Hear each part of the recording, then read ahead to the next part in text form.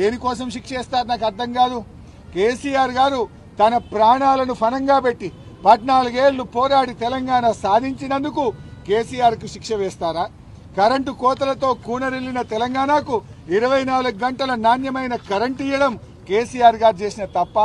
తాంబాలాల వలె మారిన చెరువులను మరి గంగాలలాగా మిషన్ కాకతీయలో మార్చినందుకు కేసీఆర్ గారి మీద కేసు పెడతారా?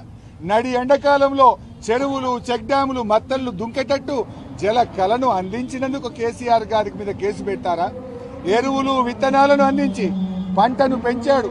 ఏనాడు చెప్పులు లైన్లో పెట్టకుండా ఎరువుల కోసం లైన్లో నిలబడకుండా 10 ఏళ్లు కేసీఆర్ పాలనలో ఎరువులు అందించినందుకు కేసీఆర్ గారి మీద కేసు పెట్టారా? ప్రపంచంలో ఎక్కడ లేని రైతు బంధు రైతు బీమాను తెచ్చి అన్నదాతలను అప్పుల ఊబి నుంచి బయటకు తెచ్చినందుకు కేసీఆర్ గారి మీద కేసు పెట్టారా? కొనుగోలు కేంద్రాలను పెంచి చివరి గింజ దాకా పంట కొన్నందుకు కేసీఆర్ గారి మీద కేసు పెడతారా?